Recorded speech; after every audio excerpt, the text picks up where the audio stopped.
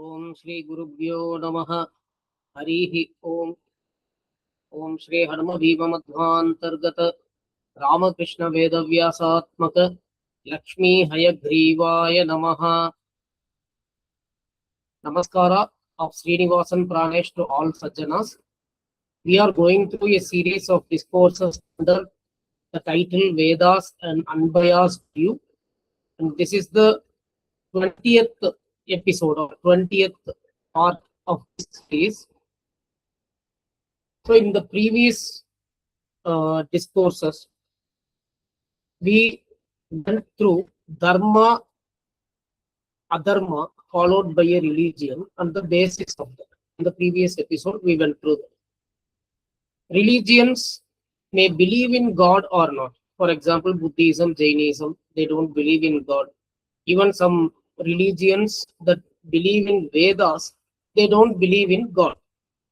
So irrespective of whether a religion believes in God or not, no religion can say or declare that they don't believe in dharma, adharma, that is the righteousness and unrighteousness. Every religion believes in something as right and something as wrong, and they give the do's and don'ts. So without preaching this, some set of belief cannot be called a religion at all. Because the basic purpose of a religion is to do good to the society. So essentially, they have to preach what is dharma and what is adharma. Otherwise, it cannot be called a religion at all.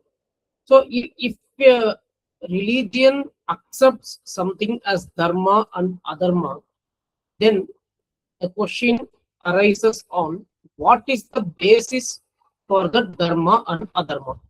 This is a very important question raised by Sri Madhvacharya, which has shaken the entire world and the religions that either do not accept the Vedas or the eternity of the Vedas.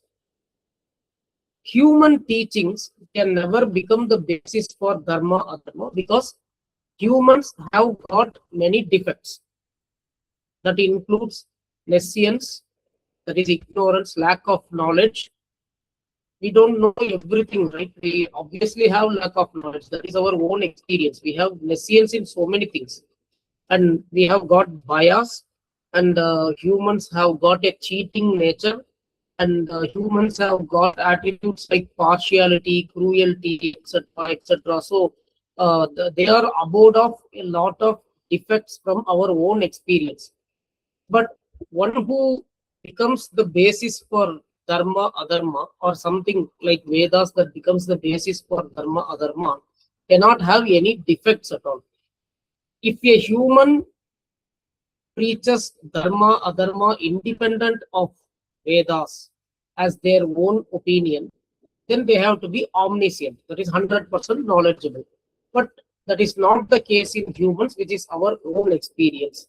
So every religion is forced to a situation where they have to accept the eternal words. So eternal means unauthored. When it is authored, when something is given by the humans, then the defects of the author is seen in his work as well. The defects in the cause will be seen in the effects as well. So if what a religion preaches something as dharma, adharma, have to be accepted as the basis, then the basis should be the eternal words, not the human brain or what the human thinks something is righteousness or unrighteousness. So this much we have seen in the previous episode. So let us leave the word Vedas time being. In first place, if a set of belief is to be called a religion, then they have to accept dharma, adharma. They have to preach the basic dharma, adharma. That is, every religion should have some do's and don'ts, irrespective of whether they believe in God or not. That let it be on one side. So the moment they accept dharma, adharma, then they should explain the basis of their dharma, adharma. And in case the basis of the dharma, adharma is not eternal, means somebody says the eternal words, unauthored words are not possible, then they do not have any proper basis. They cannot establish the dharma, adharma as right preaching, because if it is unauthored, then we have to accept that it is authored. In case it is authored, then there is only two possibilities. Either God should have authored it, or the other humans, fellow humans and others who are Nescients should have authored it. So God has not authored it. We will come to that later. He himself accepts it in the scriptures. The scriptures clearly says that Vedas are eternal. So if we accept that the humans have authored this, then that cannot be the basis for dharma, adharma, because humans have got lot of defects. So this much argument we have seen in the previous episode. In this part 20, we are going to pick the criticism of Cāruvāka, because Buddhists, Jains and such religions, they do not accept Vedas. They don't believe in Vedas, but they believe in karma, karma phala, dharma, adharma, rebirth. All these things the Buddhists and Jains also believe. That way they are accepted as a religion, because the basic quality is they agree to the righteousness and unrighteousness. They preach the do's and don'ts. But there is a set of belief called Cāruvāka, whose principle naturally ends in a conclusion that they don't even believe in dharma, adharma. So such a set of belief is first picked up and criticized before we proceed into the Buddhism, Jainism and other religions which either do not believe in the Vedas itself, or which do not believe in the eternity and authority of the Vedas. So Cāruvāka means the materialists. So if we see the communists, the Periyarism, communism, Periyarism, and then so many people, they may be calling themselves believer of God, they may be going to temples, but unintentionally many people follow this Cāruvāka in today's world. So they are basically atheists. Even Buddhists and Jains are considered atheists. So I'm using the term materialist because they have to be segregated even from the Buddhists and Jains, because they can't even can be called a religion. So they are atheists come materialists. So as I said, the communism, Periyarism, and many people in this world, intentionally or unintentionally, they follow this Cāruvāka only. So what is Cāruvāka? Charu means attractive in Sanskrit, and vak means the words.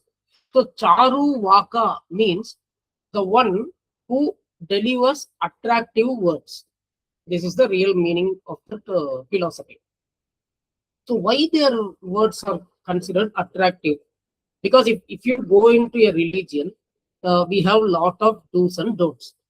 Especially when we come to the Vedic religion, then we all have got karmanushtana, daily pujas, and then we are asked to do fasting on Ekadashi days and eat so early on the Dwadashi days. So there are a lot of restrictions, and people, those who are not passionate about those, but still when they are forced to do these things as a rule, then they consider it as pain and suffering. But Cāruvāka said there is nothing called dharma, adharma. There is nothing like swarga, naraka. There is nothing like karma. There is nothing that can't be perceived exists. So you can happily lead your life. You can live your life as you wish. Life is only for enjoyment. You enjoy as you want. You live as you want. This is the fundamental principle of the Cāruvākas. So is this not attractive? When the religion says about so many do's, don'ts, all that. So if somebody says there is no do and don't, you can do anything. There is nobody called God who watches your actions and dispenses the things.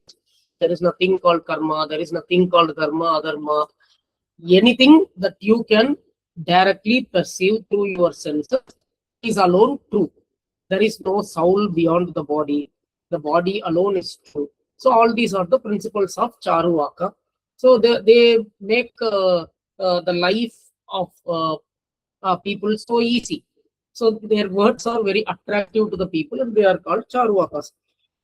So if we see in today's world, see not only the communists, communism and Periyarism, even common people, I have seen many people, they basically believe in God, they go to the temples, they do things.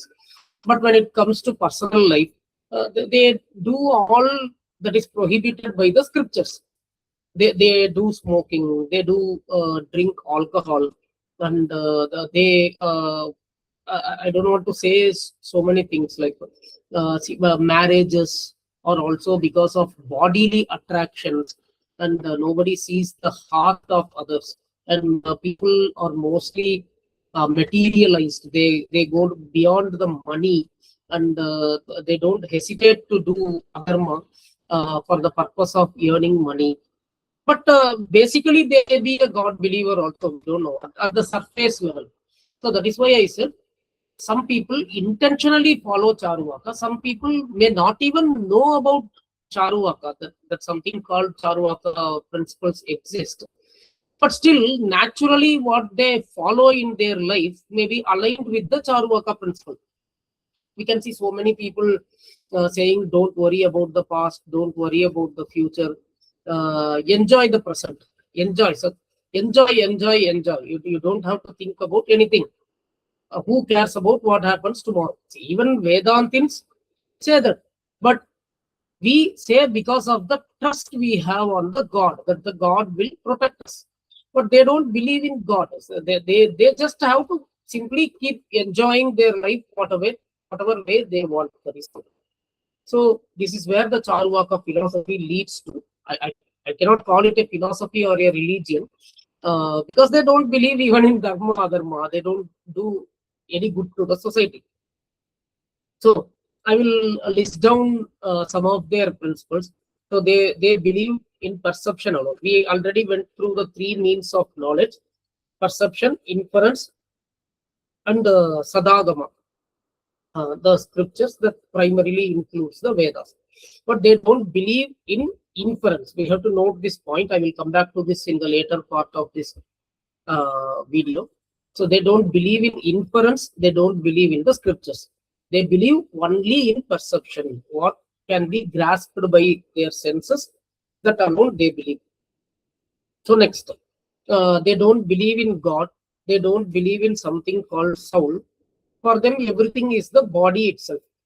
And when you ask how consciousness came into the insentient body, then they used to say the mere combination of the elements of nature, that is the earth, water, fire, air. So the mere combination of these elements brings the consciousness in the body. Otherwise, there is nothing beyond this body. And there is no karma phala. There is no swarga, naraka. That is that there is no heaven, hell, and then because all these cannot be perceived, and they don't believe in any Vedic injunctions. Injunctions means the law, the do's and don'ts. They don't believe in this because they don't believe in the Vedas. And all religious practices, they say, are forced on the society.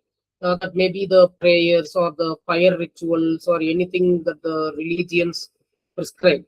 So all these are forced on the society by the priest community. That is the so-called Brahmins, who just, they say the Brahmins brought all these fire rituals, everything into the practice just for their own survival and to fill their own stomach.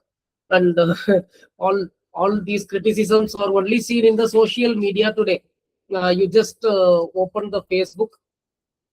So all people, those who follow Periyar or maybe those who follow communism, or Cāruvākas, maybe they don't follow these both, but still they think Cāruvāka is right and they raise questions from Cāruvāka. They criticize. If you see Facebook everywhere today, there is a spread of hatred towards the Brahmins, criticism of the Brahmins, criticism of the Vedas, criticism of the Hindu practices. So whatever I listed so far as the Cāruvāka principles, so those are only seen in the criticisms in the social media and everywhere, even today. But these Cāruvāka principles were torn into pieces and thrashed by our Vedantic Acharyas several thousand years back. And whatever the people follow today is not given today, that is actually given, not found today, that is actually revealed to this world by Deva Guru Brihaspati himself. That comes in the Puranas. I will say that story also in this episode. So in short, if you ask what is the principle of Cāruvāka, then people who have seen the Lion King movie knows like that. Being without any principle is their principle. That is the principle of Cāruvāka. We can say that in short. So just live as you like. Just live as you like. Enjoy your life as you want. There is no dharma, adharma. There is no God. There is no soul. Nothing. So the dharma, adharma, they basically means the Vedic dharma, adharma, because Vedas only can be the basis for dharma, adharma. But if you take dharma, adharma in any form, those cannot be perceived. Those have to be inferred if it is independent of the Vedas. Anyway, they don't believe in the inference also. So that way, they are forced, they are pushed to a situation where they don't even believe in dharma, adharma. So some set of belief, those who don't even believe in the basic dharma, adharma, so how can they do good to the society? It will cause only mutual crimes, because there is no God to see your mistakes. There is nothing called rebirth. There is nothing called karma pala. There is nothing called swarga naraga. There is nothing called dharma, adharma. Then what stops the people from doing the crime? So this is a basic question. So now let us get into the background of these Cāruvāka principles, how that came into the existence in this world, who gave it. All are explained in the Puranas. So Pururavas and Urvashi had a son named King Ayu. He was a very mighty king. And this King Ayu had a son, the king named Raji. So he was a very brave, very righteous person and very courageous as well.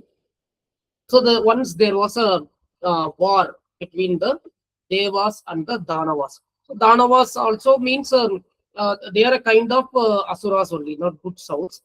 So there was a fight between the Devas and Danavas, and these groups, they went to Chaturmukha Brahma to seek help, because they both had a doubt in their victory. So they went to Chaturmukha Brahma and asked for help. So Chaturmukha Brahma said, you please go and approach the king Raji, who is a very righteous and brave king. So whoever side he takes, that side will win the war. So both the Devas, headed by Devendra, and the Danavas, they went to King Raji. And they requested him to participate on their side. And there was one condition from King Raji. He told he is willing to participate on the side who give him the leadership. That is, he has to be the leader of that side. And means he has to be the king of that side. So whoever gives this status, their side will get his favor. And the Danavas ran away, because the very basic intention of the war is to gain the power, to win the seat of Indra. So they don't want to make Raji their leader, because their very purpose of the fight is for the seat, and they don't want to make it, so they went away. And Devas, headed by Indra, accepted that, because for them, they are interested in the knowledge of God. They are interested in dharma.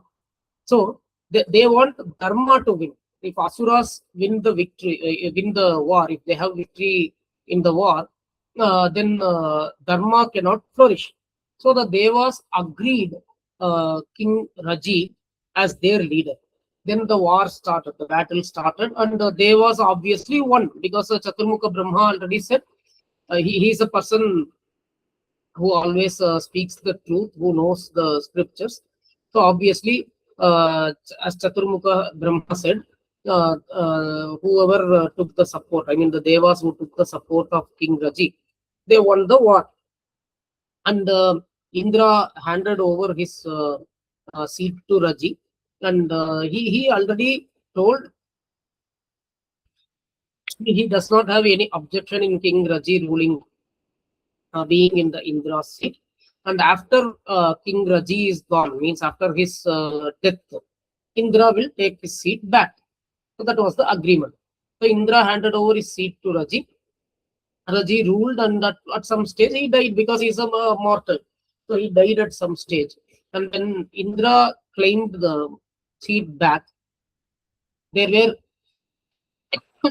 500 sons of Raji who fought against Indra, and they won the battle. So Indra could not occupy his seat. So defeated by these 500 people because they had some punya pala, their awareness. So Indra and others went to the Deva Guru Brihaspati. Excuse me.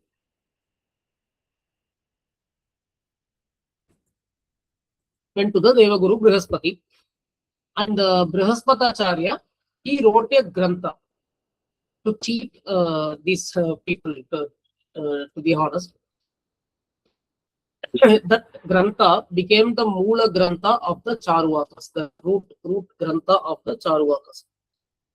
So that had all these principles, like there is no dharma, adharma, you don't have to worry about anything, there is nobody called God, there is nothing called soul, there is nothing beyond your body. So that was a Moola grantha which had all the Cāruvāka principles.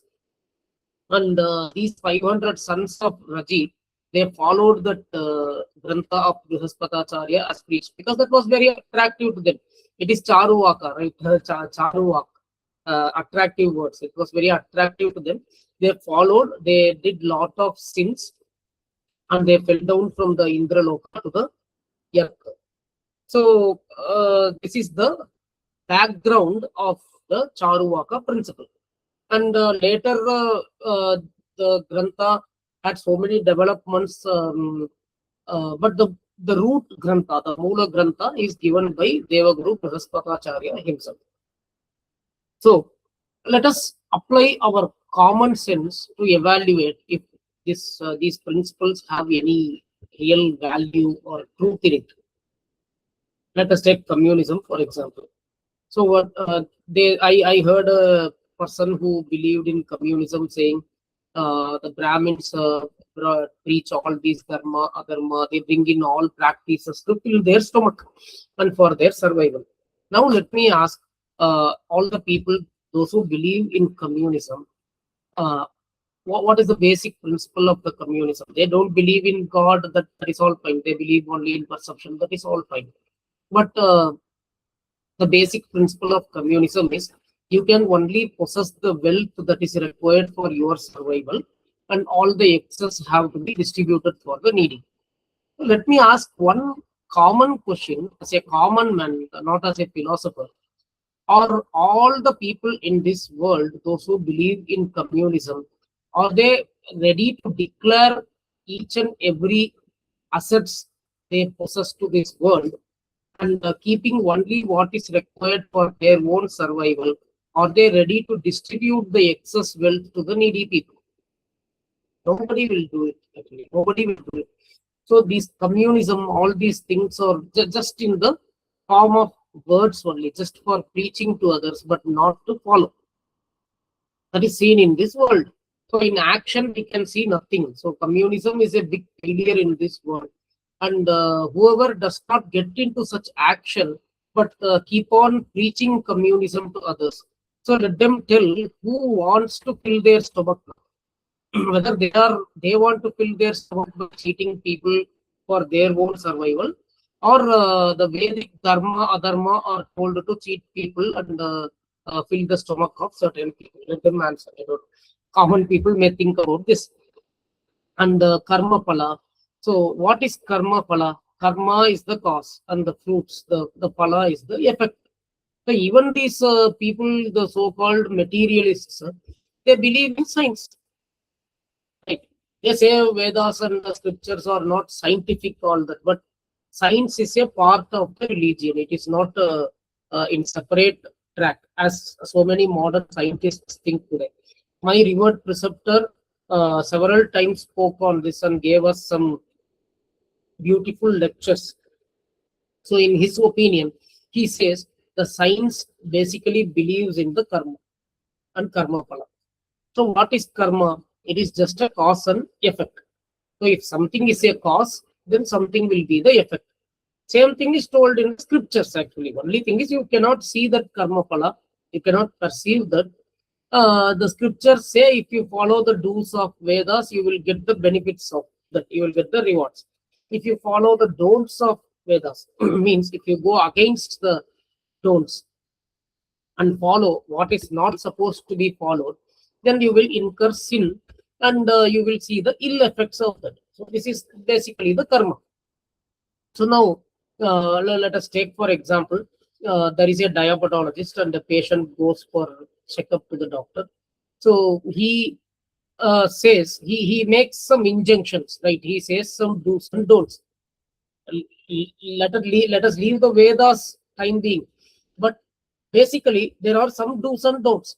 He says you have to avoid sweets and you have to eat the food in a limited quantity and you have to split and eat. So all these injunctions the doctor makes, the do's and don'ts.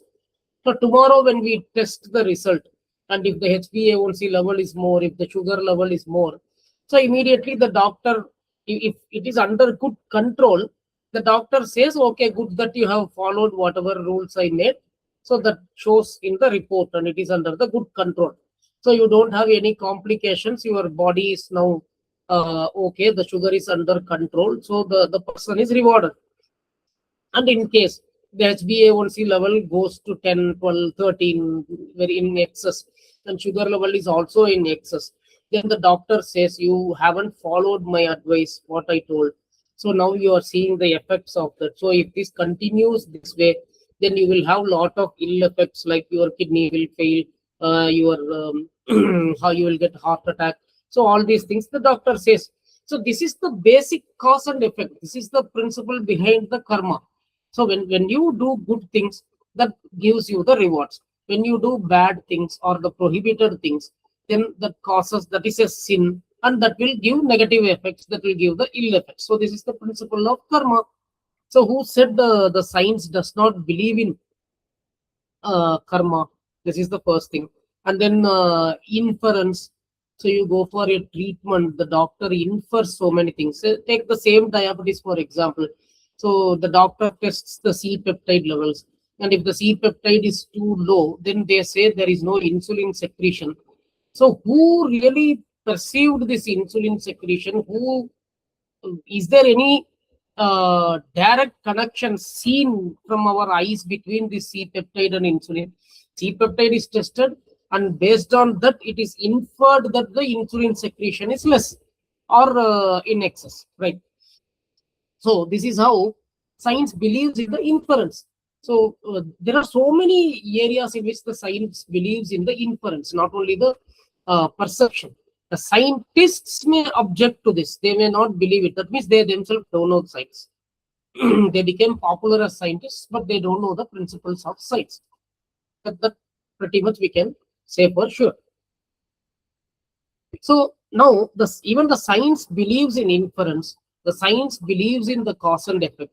So how come the Cāruvākas, who believe only in perception and say they don't even believe in inference, I think they are not even fit to talk about science or scientific matters. So I'm speaking, debating only from a common sense perspective, from a common man's perspective. I have not entered into the philosophical criticisms yet, and they don't believe in inference. They believe only in perception. They don't believe in inference. So then, how do we declare that somebody is dead? So when you think somebody is dead, so immediately we call a doctor. The doctor comes there. So he observes, and that body is not breathing in first place, and there is no heartbeat, and there is no pulse. He checks the pulse. There is no pulse. So he does some testing, and based on the inference, he has his own. What is inference actually? Inference means reasoning, logical reasoning. That is the inference, right? Inference and reasoning are same, and they have certain conditions which we discussed already. So he tests the body. The temperature is gone. The body is very cold. So there is no pulse. There is no heartbeat. No breathing seen. So based on all this, he arrives at a reasoning. He arrives at a logical conclusion that the person is dead. Now, the Cāruvāka say they don't believe in inference. Then they will even become unfit to declare that a person is dead by their own principles, right? Let us take hunger, for example. So hunger, when we feel hungry and when we eat, is there any direct connection between this in such a way that it can be perceived? See, the food goes inside the body. Then there is something called pancreas in our body, which has got alpha cells, beta cells. So the alpha cells helps in converting this food into glucose, and it keeps in the blood itself, keeps the glucose in the blood. But still the cells, they have not received the energy, so the body still feels hungry. So to take this glucose and make it go into the cells, so we need something called insulin, which is produced by the beta cells in the pancreas. So the glucose in the blood is taken into the cells by the insulin that is produced by the beta cells, and that is how the body gets energy. That is why the diabetic people who lack insulin, whatever they eat, they still feel more hungry, because whatever they eat converts it into glucose and it stays in the blood. It does not go into the cells. So they need insulin to take this into the cells. And the cells don't know, as far as the cells are concerned, the cells haven't received the energy that is required. So the body keeps giving you the feeling that you need more food. That is the way you feel hunger. So this is the whole process that is happening in the body. And who perceived all this? Do we even know that? Do we even feel that such processes are happening in our body? Such things are happening in our body? No. But whenever we feel hungry, we immediately say, "Give me some food. I feel hungry." When a child comes to the mother and says the child feels hungry, the mother says, I will give something to eat. You eat this and your hunger will be gone. So when we eat something that will pacify the hunger, this itself is our inference. It's a reasoning, right? How it is inference? That is a Bhuya Darshana, based on our past experience, because somebody told us for the first time when we felt hungry, they fed us with something and it pacified our hunger. That became our experience. So every time when we feel hungry, we eat something, and that satisfies our hunger. So based on this past experience, we infer that this time also, when I feel hungry, I have to eat something, so that will satisfy my hunger. So this is a inference basically. We feel thirsty and we drink water. So we have a reasoning here. When we drink water, our thirst will be satisfied. So this is another inference. And now let us say you go to a doctor with a skin allergy, some rashes on the body. So the doctor might not have perceived the insect bite. He might not have seen that some insect has came and bitten the patient. But still, on seeing the pattern of the rashes, a skin doctor can say that the allergy is because of an insect bite. If you ask him how, he would say, I have treated hundreds of patients like this in my past experience. So I infer that this is also an insect bite, because seeing the rashes pattern, all that, it sounds like that. So the patient takes away the medicine, he takes medicines, and that gets cured. And in case that does not get cured, so the patient may come back to the doctor. Then there he says, my looks like my inference failed. So he makes the next inference. He says, this is probably because of some food allergy. And I cannot say which food is allergic to you. You have to, as a patient, you have to observe when do you get the rashes on eating something. So note down the food, on taking which food you got allergy, and you have to avoid those to come out of this allergy. So that will be the prescription of the doctor. And temporarily he will give some medicines to cure that, but that is not a permanent cure. So the patient have to eat one by one. So let us say he gets rashes when he ate brinjal. Then he comes to the conclusion. He infers that the brinjal has caused allergy to him, and so he should stop eating brinjal. Right? So without inference, we cannot survive. We cannot live in this world. Actually, our life. Let us forget about Vedas time being. I will come to that in the next episode. But basically, our life is full of perception, inference, and a combination of perception and inference. So without inference, if I say I don't believe in inference, I cannot eat food, I cannot drink water, I cannot go for medical treatment, I cannot even launch a rocket, because they also do some calculations, infer that if they launch it this way, then it will reach the so and so spot on so and so time in so and so way. So many things in science is based on inference. Our day-to-day living is based on inference. But imagine the Cāruvāka belief, which says they don't believe even in inference, and they believe only in perception. So if somebody follows such a philosophy, such a belief system, then they will be pushed to a situation where they cannot even survive. If they try to survive by eating and drinking water, by eating food, then they get defeated. And if they declare somebody as dead, they get defeated. If they go for a medical treatment and they take some treatment based on lab tests, inferences, then they get defeated. So such a philosophy is a Cāruvāka philosophy, which is totally unfit to be criticized and thrashed, and which is useless to the society. And in the similar fashion, the dharma, adharma, they are pushed to a situation where they can't even believe in dharma, adharma, because dharma, adharma cannot be perceived. They believe only in sense perception. They don't believe in inference. They don't believe in Vedas. Even Buddhists and Jains don't believe in the Vedas, but they preach dharma, adharma. They consider the inference as basis for their dharma, adharma. That we will be debating again, which we will see in the future episodes. But as far as Cāruvākas is concerned, they don't even believe in inference. So with the limited sensual perception, they have to arrive at a conclusion that even dharma, adharma is non-existent for them. So when even dharma, adharma is not believed by some people, then what is the use of their belief system to the society? So if you don't believe in dharma, adharma, what does it mean then?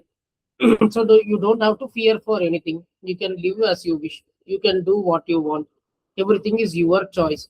Now this even gives an implied meaning that, say for example, a 80-year-old lady is having bread to satisfy her hunger, and you feel hungry.